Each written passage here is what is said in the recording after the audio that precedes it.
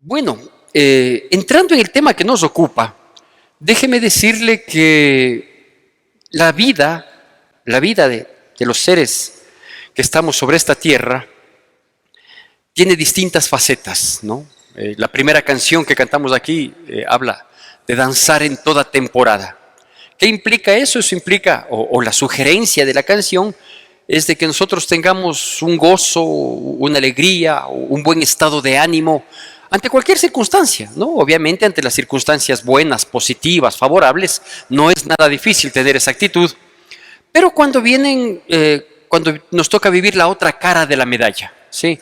Los tiempos difíciles, tristeza, angustia, limitación, enfermedad, dificultad, qué sé yo, manifestado de tantas maneras, también hay que tratar de tener esa actitud, ¿sí? Buena, positiva, y tratar de ser felices, porque todo en la vida tiene un lado amable. Todo en la vida tiene un lado amable. Y pensando en ese sentido, será por mi edad también. Ya voy para el sexto piso, como dicen los jóvenes. A veces, sin querer queriendo, conversamos con mi esposa, bueno, conversamos siempre con ella, pero sin querer queriendo terminamos dando una miradita retrospectiva. Por el mismo hecho de que nuestros hijos, hoy al menos 2 de ellos ya casados, están en este proceso, ¿no? de arrancar, de comenzar con los niños, etcétera, etcétera, las dificultades que se tiene a esa edad, ¿sí? Y que nosotros, obviamente, gracias a Dios, como decimos, lo hemos vivido, lo hemos pasado, y lo ideal es que lo hayamos superado, ¿sí? Entonces digo, pensando en esto, yo quiero motivarle siempre a que usted lea la Biblia, que no deje de leer, porque la Biblia tiene un sinnúmero, una multitud de historias que nos inspiran, una multitud de historias que no solo nos inspiran, sino que nos revelan, que nos muestran, una, el propósito de Dios, y otra, los procesos que Él tiene, ¿no? Cómo nos llama, cómo nos forma, cómo nos transforma, cómo nos disciplina, y etcétera, etcétera, etcétera. Así que yo quiero compartirle en esta mañana, comenzar compartiéndole en esta mañana una porción de un texto que habla de un hombre exitoso, ¿sí? Un hombre que alcanzó el éxito, y que ese éxito fue, desde que lo alcanzó, terminó siendo vitalicio, ¿sí? Abra su Biblia, por favor, en el libro de Génesis,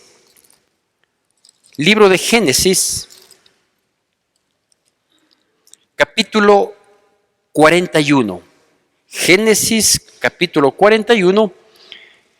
Y voy a hacer la lectura de la palabra de Dios del versículo 38 al 46. Génesis, capítulo 41, versículos del 38 al 46. Mientras yo hago la lectura de la palabra de Dios, le pido por favor que usted siga con la debida atención y con la reverencia que merita la palabra de Dios. Génesis capítulo 41, versículos 38 al 46. ¿Tenemos todos amén?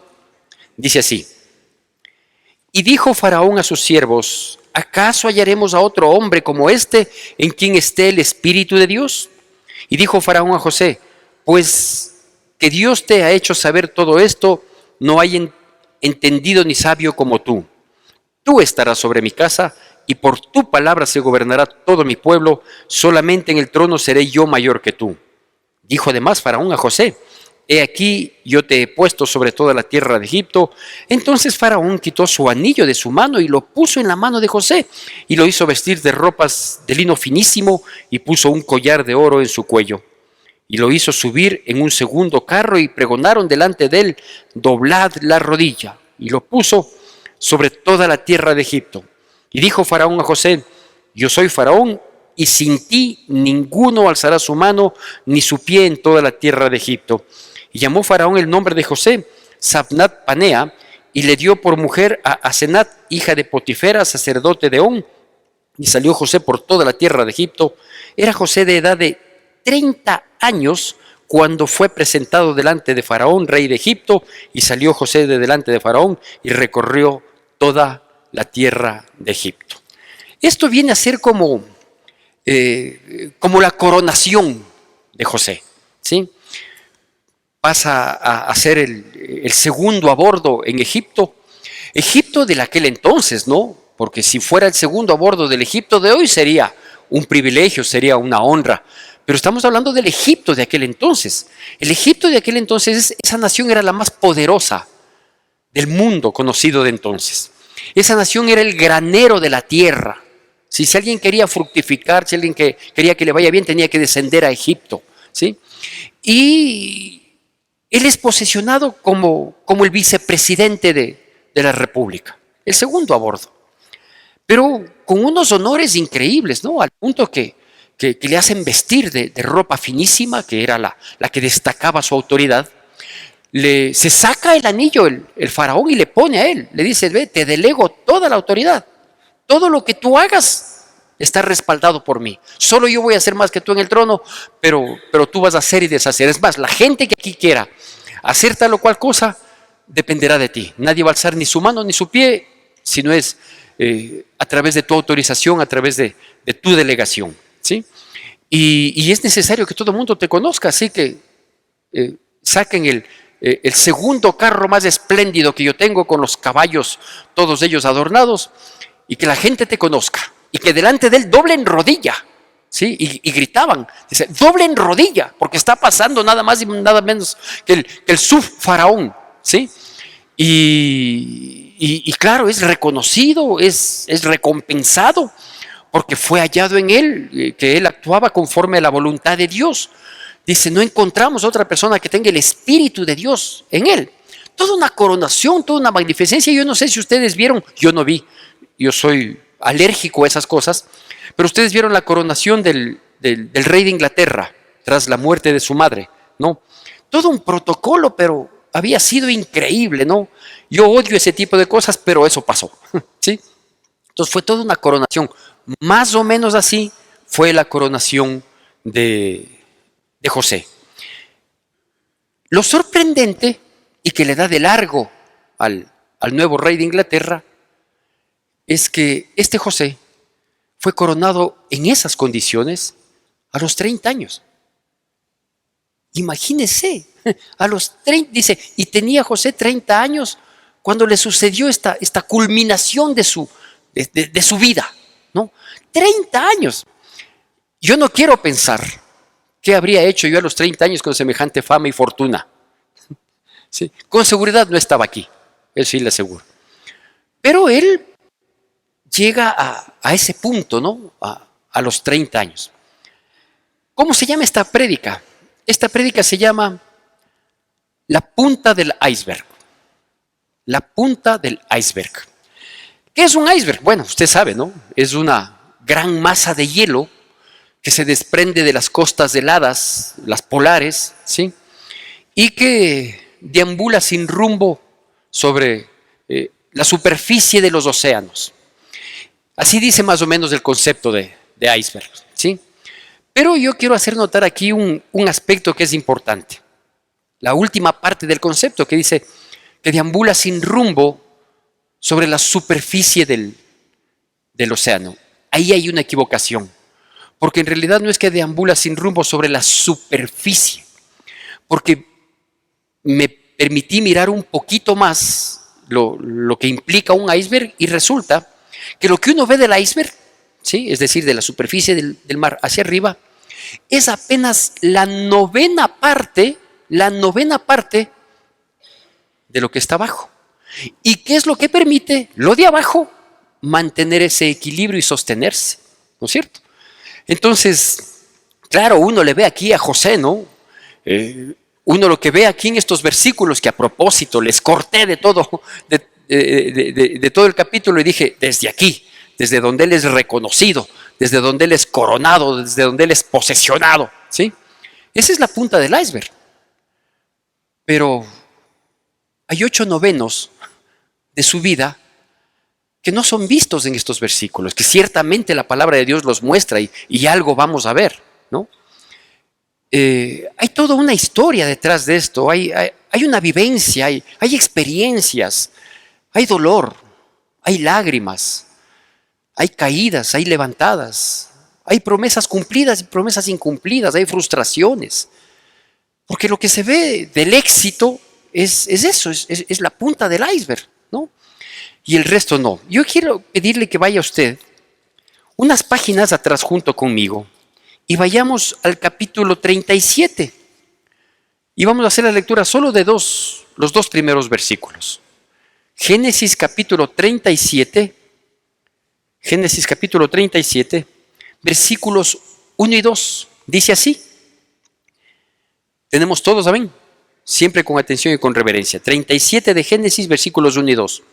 Habitó Jacob en la tierra donde había morado su padre, en la tierra de Canaán. Esta es la historia de la familia de Jacob. José, siendo de la edad de 17 años, apacentaba las ovejas con sus hermanos, y el joven estaba con los hijos de Bila y con los hijos de Silpa, mujeres de su padre, e informaba José a su padre la mala fama de ellos. Suficiente 2 versículos para entender mucho que nos quiere decir la palabra de Dios, ¿sí? La historia de la familia de Jacob, ¿sabe desde qué perspectiva se relata? No de ninguno de los otros 11 hijos, sino de José. Dice, esta es la historia de la familia de Jacob, ¿sí? Siendo José de 17 años. ¿Qué implica esto? Esto implica que en la familia, ¿cuántos venimos de una familia? ¿Alguien es un extraterrestre que vino sin familia? No. ¿Sí? ¿Todos somos humanoides? Perfecto. Todos venimos de una familia, ¿no es cierto? Y en la familia, hasta mi época, digamos, nuestras familias eran numerosas. En mi caso, 7 hermanos, el sexto de ellos yo. Tengo un tío que tuvo 11 hijos, imagínense, ¿no? Y claro, dentro de la familia, cómo se desarrolla, cómo se desenvuelve, nosotros vemos que los hijos somos bien diferentes los unos de los otros, ¿no? Bien diferentes. Yo tengo 3 hijos y 2 varones de ellos, y los 2 varones son bastante diferentes. Sí, como solía decir mi padre, hechos con el mismo amor, hechos con el mismo cariño, pero son diferentes, ¿sí? Criados inclusive de manera cercana, porque no hay mucha diferencia de edad entre ellos, apenas un poco menos de 3 años, ¿no? Pero son diferentes. De tal manera que siendo nosotros hijos de familia y teniendo hermanos, la mayoría de nosotros, pocos o muchos, a la postre no tiene trascendencia, lo importante es saber que nuestra familia o que nosotros podemos formar nuestra historia partiendo desde nuestra perspectiva, desde mi vida. Yo no puedo, por ejemplo, decir, yo soy un fracaso. Es que yo fui el sexto, soy el hijo sánduche, ¿sí? Y toda la atención le dieron al mayor y al menor que era el mimado. Y a mí nadie me quería, ¿sí? Porque esa sería una perspectiva mía, ¿no es cierto? ¿Sí? Y podría tener todos los pretextos y justificativos para ser un derrotado, para ser un perdido, para ser un fallido en la vida, para no lograr lo que se debería lograr, ¿no es cierto? Y doblegarme a la primera dificultad y al primer susto salir corriendo. Pero no, aquí se habla de la familia. Y se habla de la familia partiendo de uno de ellos, ¿sí? Todos tenían la misma oportunidad. Él era el primero, no era el primero. El último tampoco era el último. El Benjamín era el último, ¿sí?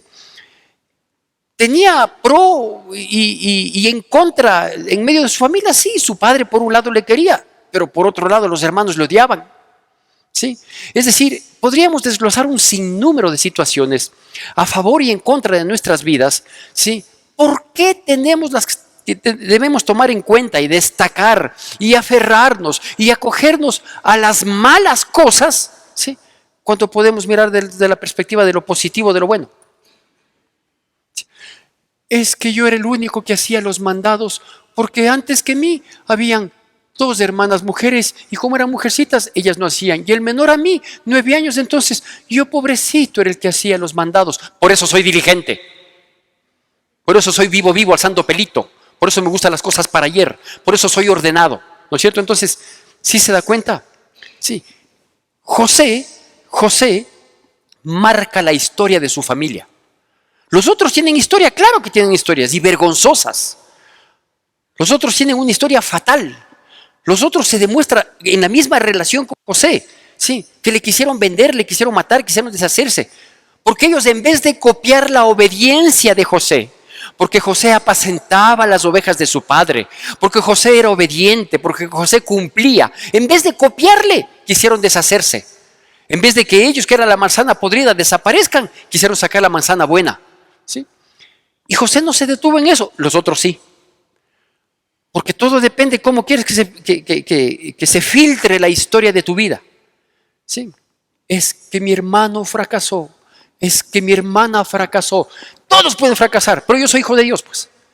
Y si yo soy hijo de Dios, entonces la historia de mi familia se va a escribir partiendo de mí. Y partiendo, como dice ahí, y como cuenta la historia de él, partiendo por un sueño. Porque eso fue lo que marcó la vida de José, partiendo por un sueño. Y esto no amerita mucha explicación, pues. Dicho de otro modo, si usted quiere un día ser coronado con todos los propósitos, los anhelos y las expectativas que tiene de su vida, tiene que soñar. Tiene que soñar, porque si no sueña, y a mí me da mucha tristeza, yo he conversado con jóvenes hoy en día, y cuando hablo de jóvenes no estoy hablando de 15, 16 años, no estoy hablando de 20 y pico de años. ¿Qué quieres ser en tu vida? No sé. No tienen sueño, no llegan a nada. ¿Cómo pueden lograr algo si no tienen aspiración? Ahora quieren ser tiktokeros, ahora quieren ser influencer. ¿Sí? Entonces, las cosas no son así. Entonces uno debe tener un sueño que a veces se ve irrealizable, ¿no? Que se le ve bien distante. ¿Por qué? Precisamente porque partimos de las condiciones de la familia, ¿no? Es que nosotros siempre hemos sido pobres, es que nosotros siempre así, y mi abuelita, mi tatarabuelito, ay, por favor. A mi abuelo le mandó matar Eloy Alfaro y gracias a Dios no le encontró. Y es verdad. Pero las cosas no pueden ser así, ¿no es cierto? Entonces, él parte de un sueño, ¿sí? Y partiendo de ese sueño, el sueño que él tenía, la expectativa, el anhelo, el deseo, es lo que le sostuvo. Y todos conocemos la historia de José, ¿sí? Una historia por demás crítica, cuando los hermanos se demoran mucho con los rebaños que se habían ido lejos. Su padre Jacob le dice: ve, mijito, córrete a verles a tus hermanos, ligerito, enseguida. No, puta, ahorita, ¿qué vas? Ya está tarde, mañana, ya han de venir. No llegas a nada con esa actitud. ¿Sí? Anda a buscar a tus hermanos, sale corriendo a ver. Cuando le vieron de lejos, ya tramaron, dijeron: esta es nuestra oportunidad de deshacernos del soñadorcito. ¿Sí? Y cuando llega, decide matarle. Luego reacciona en medio de la torpeza generalizada de los hermanos, reacciona el hermano mayor. Dice: no vale matarle, dice que su sangre no sea cobrada de nuestras vidas. Mejor quitémosle la tuniquita de colores con la cual nos presume y metámosle en una cisterna y ahí que pase lo que tenga que suceder, pero nosotros no le hagamos más. Le meten a la cisterna y gracias a Dios la cisterna vacía. Viendo que vienen unos cuantos comerciantes ismaelitas, es decir, egipcios, dice: mejor vendámosle y sacamos provecho. Y el resto usted conoce, ¿no? Cogieron, le vendieron en condición de esclavo para que vaya a Egipto. Fue a Egipto, ahí le miran los dientes como a los caballos para ver si es que estaba con buena salud a efecto de que pueda servir. Llega a casa de un militar de alto rango en Egipto, Potifar. ¿Y qué hace él ahí? Trabaja bien, se esfuerza, todo lo que él hacía prosperaba. Su patrón se da cuenta y dice: qué bien que compré, qué buen negocio fue comprar este esclavo hebreo, porque es buen trabajador, le pone ganas, es honesto, es transparente. Qué chévere, me saqué la lotería comprando este esclavo. Y aparte de eso, como yo, guapo, como yo me imagino, para que no salgan cosas risitas que terminan ofendiéndome. Y mire, esta historia la puedo leer 1000 veces y las 1000 veces me enriquece, ¿no? Es increíble. Aquí en confianza con los hombres y con el permiso y respeto que les debemos tener a las mujeres, quizás la peor tentación que podemos afrontar los hombres son ustedes, las mujeres, y más si son ajenas. Y eso te pasa a vos, a todos nos pasa. Desde al pastor le pasa. ¡Ah! Pastor, pero usted es un hombre consagrado. Por eso no he caído, por mi consagración. Porque el hecho de que yo sea cristiano no quiere decir que he dejado de ser hombre o que me he hecho medio raro, que estoy enfermo. La mayor tentación a la que difícilmente vamos a salir bien librados y que más bien muy fácilmente podemos sucumbir es la tentación de las mujeres. ¿Sí? Un hombre guapo como José, diligente, que debe haber hallado gracia delante de todo mundo que le conoció. Oiga esto, acosado por la mujer de Potifar, acosado. La Biblia nos relata un hecho, pero no quiere decir que ese hecho fue solitario, no que un día de pronto amaneció caliente la vieja y no. Eso debe haber sido una consecución de actos, de coqueterías, de guiñada de ojo, de provocaciones, de anticipos, de regalos. Vaya usted a saber qué. A un hombre a carta cabal, ¿sí? ¿Cómo soportó? Yo cuando vaya al cielo le voy a buscar a José y decirle: José, cuente ahora cómo lo hizo, ¿sí? Y con seguridad José me va a decir: no sé, Dios me ayudó, ¿sí? Yo lo único que le decía es: Dios mío, ten misericordia de mí, y esa oración fue contestada, ¿sí? Y claro, digo, frente a una situación tan crítica como es el acoso de una mujer, además de una mujer cercana, porque él trabajaba dentro de casa y la mujer pasaba ahí metida en casa, mientras el otro iba de conquista, había todo el tiempo del mundo para dar rienda suelta, y él firme. ¿Cómo moldeó Dios ese carácter? ¿Cómo moldeó esa actitud? ¿Cómo lo hizo ganar en firmeza? ¿Cómo lo hizo ganar en su relación con Dios? Inmensamente. Porque soportó el acoso y no declinó. Y cuando tuvo que correr, salió corriendo en la dirección opuesta, como se tiene que salir corriendo cuando uno tiene provocación femenina. ¿Cuántos dicen amén? Los hombres tienen que decir amén. Les repito, salió corriendo en la dirección opuesta, como tenemos que salir corriendo los hombres cuando estamos frente a una tentación femenina. ¿Cuántos dicen amén? Amén. Uno tiene que salir corriendo. No. Yo soy pastor. Yo soy el ungido de Jehová. Sí, a mí no me pasa nada. No, tranquilo. No, sí me pasa. Yo sé de lo que soy capaz. Así que el rato que en medio veo una sonrisita rara, a correr se ha dicho. Porque así es como tiene que ser. ¿Sabe cuál es la situación inexplicable, inentendible, incomprensible? Esas cosas que Dios, uno le pregunta a ese Señor, pero que por íntegro fue a parar en la cárcel. Oiga, por íntegro, porque fue un hombre íntegro, por buen trabajador, por diligente, por esforzado, por honesto, por honrado, fue a parar en la cárcel. Y estando en la cárcel, se gana la voluntad del carcelero. ¿Por qué? Porque era comedido, dispuesto. No es que ya estoy en la cárcel, ya aquí algún trato de morir. No, Señor, no hay por qué colgar los guantes, cualquiera sea la situación. Yo no sé qué situación está pasando usted. Yo sí sé la situación que estoy pasando. ¿Sí? Y no tenemos por qué colgar los guantes. Esta leve tribulación momentánea traerá un mayor peso de gloria, dice la palabra. ¿Sí? Aguante ahí un rato. Que hay que llorar, llore si es que tiene que llorar, pues. Si tiene que quejarse, quéjese, nunca contra Dios. Y haga lo poco o mucho que tiene que hacer, hágalo bien. Sí, porque yo tengo un Dios que recompensa, un Dios que bendice, un Dios que levanta, un Dios que lo que nos está haciendo en todo este proceso es formando, transformando, haciéndonos ganar en el carácter, enseñándonos a depender de Él, a acogernos a Él, a enfrentar la injusticia, porque la injusticia va a existir. Y cuando nosotros vivimos injusticias y a veces eso nos trae gastritis, vamos a saborear mucho mejor la justicia de Dios cuando estemos en su presencia y por la eternidad. Pero uno tiene que ponerle ganas, porque algún rato no nos interesa, pero algún rato verán en nosotros la punta del iceberg. Y posiblemente nos preguntarán de los 8 novenos, es decir, de los capítulos que son los que sostienen esa buena imagen, ese profesionalismo, ese éxito como padre, como madre, académico, económico, de la índole que sea. ¿Sabe cuál va a ser el mayor atractivo de la punta del iceberg de nuestras vidas? La paz que vamos a reflejar. ¿Sí? No sé si nos digan doctor, ingeniero, ¿sí? ¿sí? O que nos digan, qué sé yo, algún título, ¿no? O que destaquemos en alguna otra actividad, no sé. Y en realidad a mí no me importa. Tampoco yo estoy con expectativa de que algún rato me digan, usted ha sido el famoso pastor Santiago. Yo no quiero ser famoso porque todos los pastores famosos fracasan. Y fracasan en sus hogares, ¿sí? Yo no quiero fracasar ni aquí como pastor y muchísimo menos en mi casa con mis hijos, con mi esposa, con mis nietos.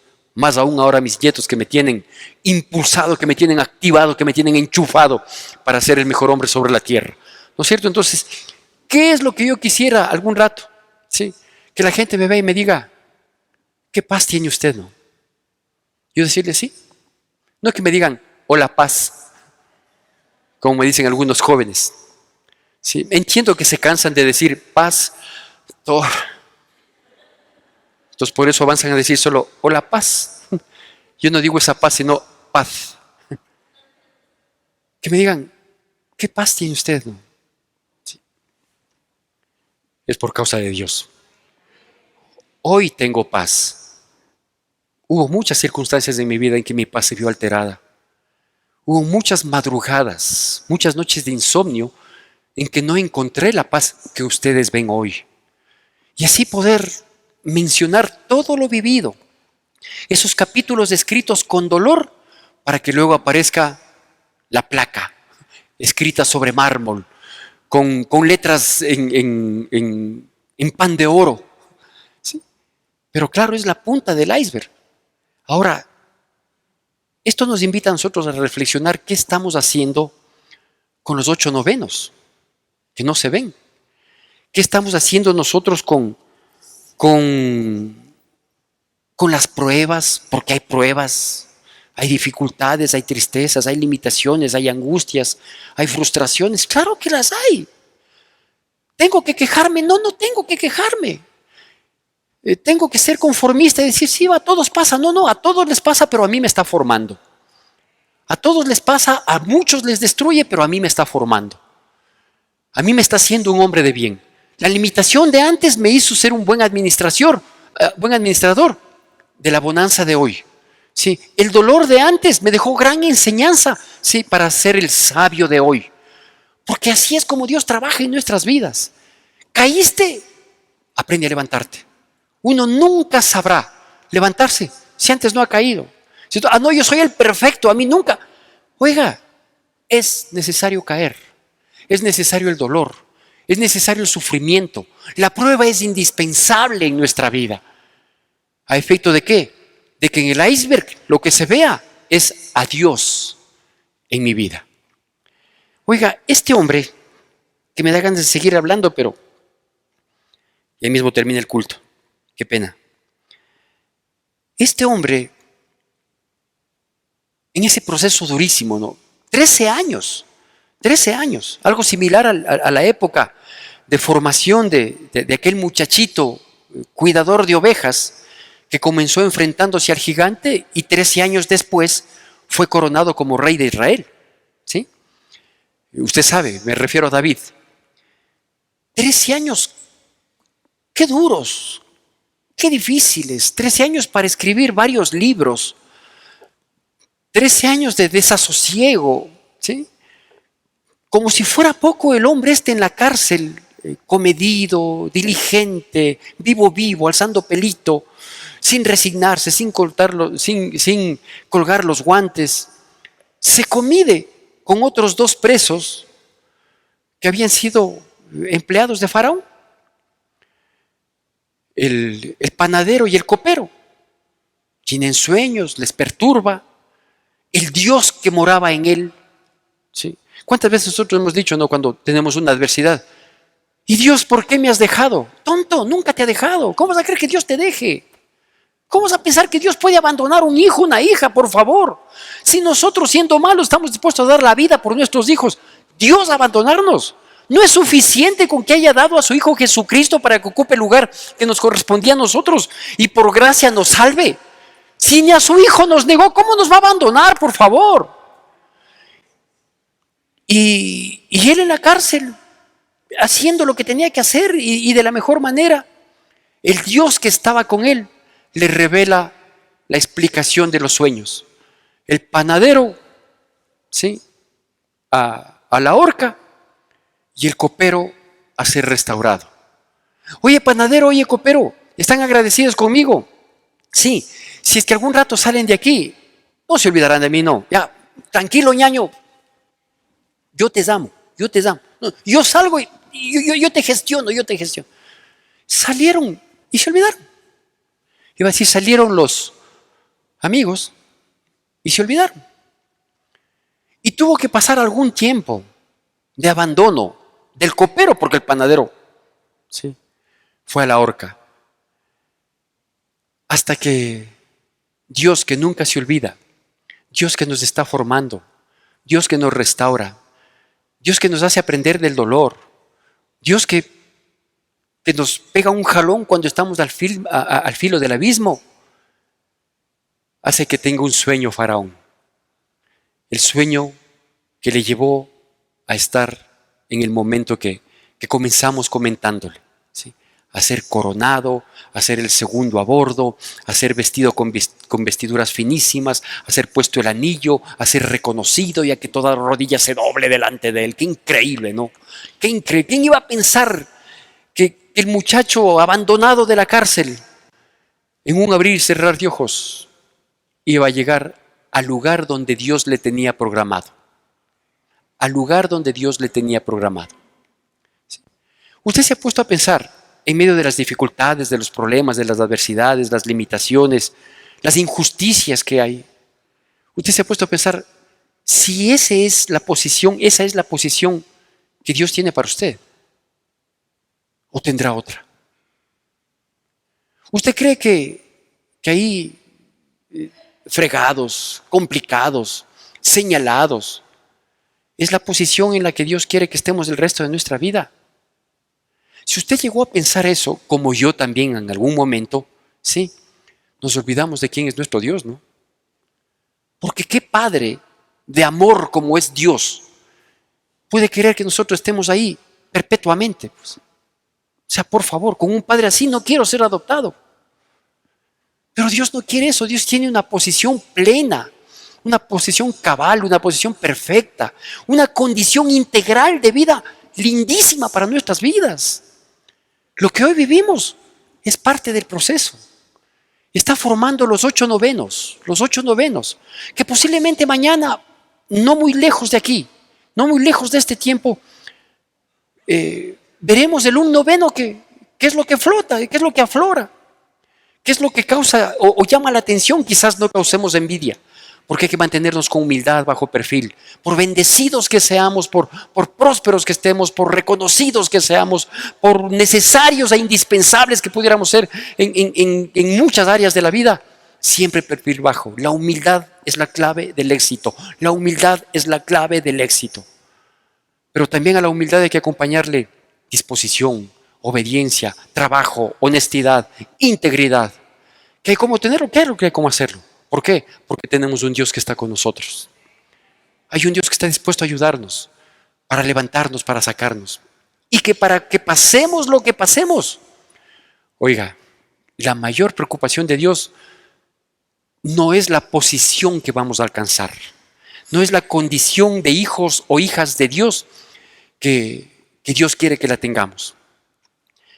A mí me deja loco este hombre cuando en el capítulo 45 pasa lo que nadie se imaginaba, ¿no? Nadie se imaginaba que se vuelva a encontrar con los malvados y perversos hermanos que le vendieron. Se volvieron a encontrar. Oiga, ¿cuánta gente nos ha hecho daño, no? A veces familiares. Vea, a lo mejor ve el video de esta prédica, un gran amigo que yo tengo y su esposa. Y ella comentaba algo que yo nunca me imaginé, ¿no? Porque su esposa siempre fue muy, muy jovial, muy activa, muy chévere. Y en la última reunión que tuvimos de cafecito, de parejas, ella comentaba, decía, yo tuve un familiar muy cercano, una familiar muy cercana, que desde niña me amargó la vida. Que desde niña me amargó la vida. ¿Sí? Y no desperdiciaba oportunidad para caerme, para humillarme. Yo no me atrevía, dice, a denunciar esa situación a pesar de la molestia grande que me causaba. No me atrevía, porque era tan reconocida, porque era tan aceptada, era tan consentida y mimada dentro de la familia, que ¿quién me iba a creer? Que una persona tan linda para todos tenga un comportamiento tan inapropiado para conmigo, más aún cuando ella era mayor y yo una niña. Dice, pasó el tiempo y esta familiar cayó con una enfermedad muy crítica. La primera persona que fue en pos de su ayuda fui yo. Decía ella, esta amiguita que es esposa de un gran amigo mío. Y quien se sacrificó para cuidarle y pasar largas noches en el hospital y todo, fui yo. Eso deja ver el corazón, ¿no? Porque vea, nunca llegaremos a una posición a la que Dios nos quiere dar y llegar con un corazón dañado, rencoroso. Nunca. Capítulo 45, versículos 4 y 5, y con esto concluyo. Dice así: entonces dijo José a sus hermanos, Génesis 45, 4 y 5. Entonces dijo José a sus hermanos, acercaos ahora a mí. Y ellos se acercaron. Y él dijo, yo soy José vuestro hermano, el que vendisteis para Egipto.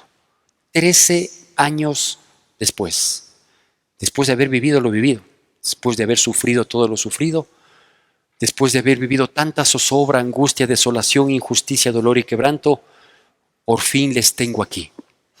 Y versículo 5 dice, ahora pues no os entristezcáis, ni os pese de haberme vendido acá, porque para preservación de vida me envió Dios delante de vosotros. Entender que todo lo que pasa en nuestras vidas, todo lo que pasa, aun eso que le llamamos adversidad y dolor, tiene de parte de Dios un propósito. Y una cosa sí le aseguro, que todo este dolor, frustración, injusticia, noches de insomnio, desolación, lágrimas y todo lo que implica esta vida, si estamos dentro de la voluntad de Dios, es nada para la recompensa que Él tiene para nosotros. No te quejes, levántate y vamos en pos de la victoria. Que Dios bendiga poderosamente nuestras vidas en Cristo Jesús. Que la gracia de nuestro Señor Jesucristo, el amor de Dios nuestro Padre, la comunión y consolación de su Santo Espíritu sea con todos y cada uno de nosotros, y el pueblo de Dios, que es el pueblo más feliz sobre la faz de la tierra, dice: amén. Te recordamos nuestras actividades. Reunión de aprendizaje bíblico el martes 30 de mayo a las 7 de la noche. El jueves 1 de junio nuestro pastor nos compartirá un mensaje de reflexión y tendremos las células de hogar a las 7 de la noche. Reunión de oración el viernes 2 de junio a las 7 de la noche. Madres unidas para orar todos los sábados a las 7 de la mañana. Reunión de adolescentes el sábado 3 de junio a las 4 de la tarde y de universitarios y profesionales a las 6 de la tarde. Reuniones presenciales todos los domingos a las 7:30, 9:15 y 11 de la mañana. Seguimos en oración todos los días a partir de las 9 de la noche. Tu donación es importante para sostener la obra de Dios. Puedes realizar tus aportes en la cuenta de la Iglesia Evangélica Centro de Adoración Cristiana o acercarte a las oficinas de la Iglesia. Gracias por acompañarnos.